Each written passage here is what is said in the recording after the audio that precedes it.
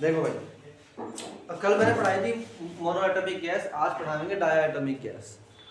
ठीक है, तो डायएटॉमिक गैस के वही पॉइंट्स हैं जो कल बताए थे मैंने। डायएटॉमिक गैसेस, ये वो गैस है जिनमें दो एटम्स होते हैं, हैविंग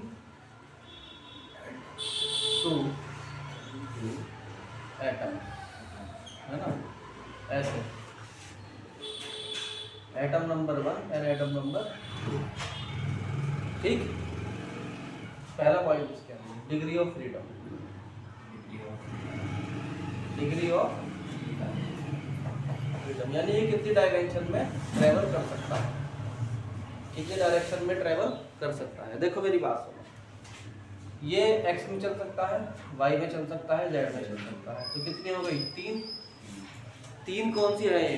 ट्रांसलेशनरी। कौन सी?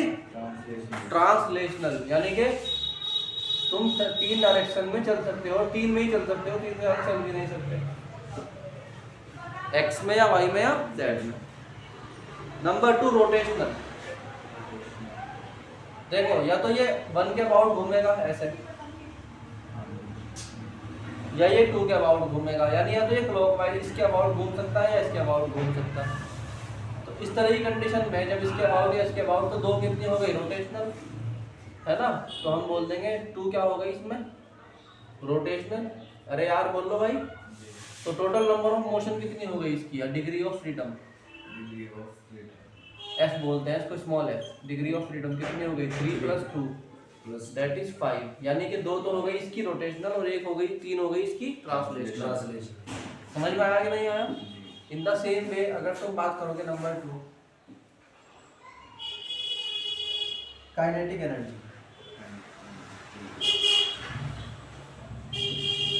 काइनेटिक एनर्जी तो वो क्या होती है? U बराबर 5/2 kBT,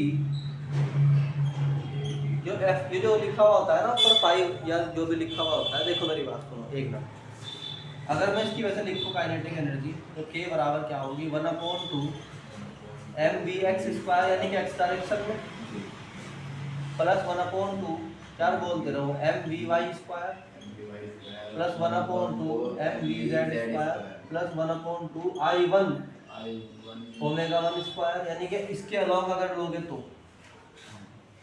है ना, मोमेंट ऑफ इनर्शिया कितना हो गया? I1, और उसके अलॉन्ग लोगे तो 1/2 I2 ω2²। नहीं आ रही क्या बात समझ? नहीं आ रही? तो ये तुम्हारी क्या हो गई? 1/2 kBT, बताया था ना कल मैंने, तो प्लस 1/2 kBT, फिर उसके बाद 1/2 kBT, फिर 1/2 kBT और 1/2 kBT, क्योंकि एक काइनेटिक एनर्जी 1/2 kBT के बराबर होती है। तो ये टोटल कितनी हो गई काइनेटिक एनर्जी हमारी? 5/2 kBT। किसकी है ये? 1 मॉलिक्यूल, ये एक मॉलिक्यूल की है। हम कहेंगे of 1 kinetic energy of 1 mole डायएटॉमिक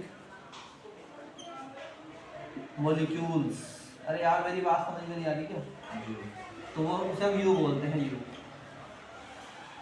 उसमें क्या करना पड़ता है? 5/2 kb लिख के, 5/2 kb लिखकर उसमें Na से मल्टीप्लाई करना पड़ता है, where Na is the Avogadro number. कल भी बताया था मैंने, एवोगैड्रोस नंबर, और एवोगैड्रोस नंबर जो है वो Na, यहाँ लिख सकते हो एवोगैड्रोस नंबर, ठीक है नहीं है? और तुम्हें मालूम है कि kb इंटू Na किसके बराबर होता है? चलो यहाँ तक लिखो पहले, थोड़ा जल्दी जल्दी उतार लो भाई।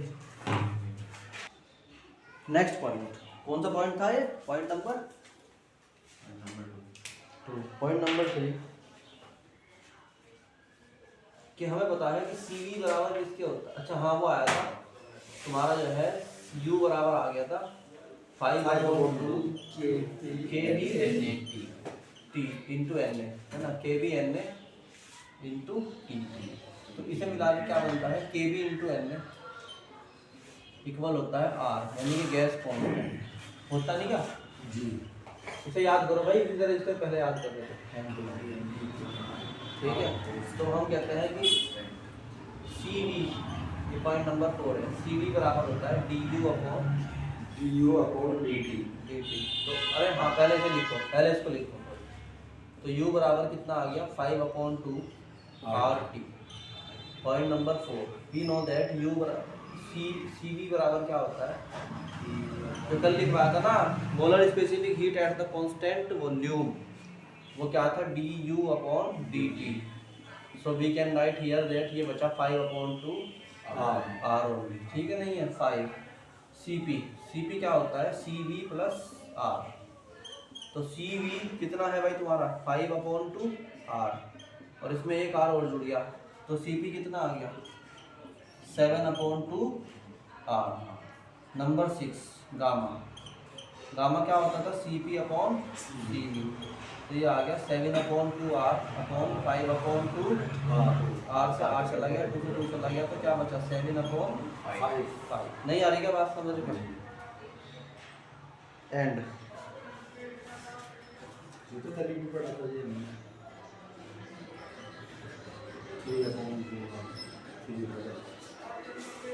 ये 7/,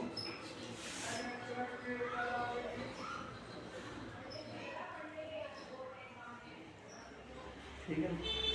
इसमें एक बात हो रहा है, इफ इसी में बात है, चलो इसे पहले से नोट कर लो फिर बताता हूँ। इसमें नेट टेक्स्ट पॉइंट, इसमें एक एडिशनल पॉइंट भी है जो कि नीट लेवल का पॉइंट है, पहले इसको नोट कर लो, जल्दी जल्दी कर लो इसको। इसमें एक बात आ गई नई जोड़ की, जो कि अभी हमारे नीट लेवल की बात शुरू हो गई है, और वो बहुत ज़रूरी है समझनी, क्योंकि उसके बगैर तुम्हें समझ में नहीं आएगा। वो ये कह रहे हैं कि भाई दो बातें हो सकती हैं, जो अभी हमने पढ़ा है वो मॉलिक्यूल ऐसे माना था हमने, ऐसा ये माना था, ये ऐसे माना हमने, से लोहे के बीच में डंडा लगा के, तो लोहे की स्टिक लगा के दो तरफ बॉल बांध दी उसके, तो हमने कहा कि 3 तो हो गई इसकी ट्रांसलेशनल, 2 हो गई इसकी रोटेशनल। अब नया केस है, हम कहते हैं if molecule is not rigid, ये रिजिड नहीं है, बीच में जो है ना स्प्रिंग बनता है,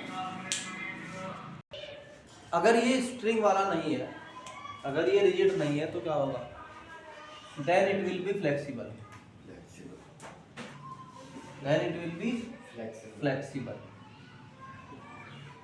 फ्लेक्सिबल होगा तो उसके अंदर एक और चीज जुड़ गई, दैट इज वाइब्रेशनल, वाइब्रेट होगा, और वाइब्रेट भी 2 के अलॉन्ग हो सकता है, इसके अलॉन्ग और इसके अलॉन्ग। तो वाइब्रेशन कैसे होती है, या तो ऐसे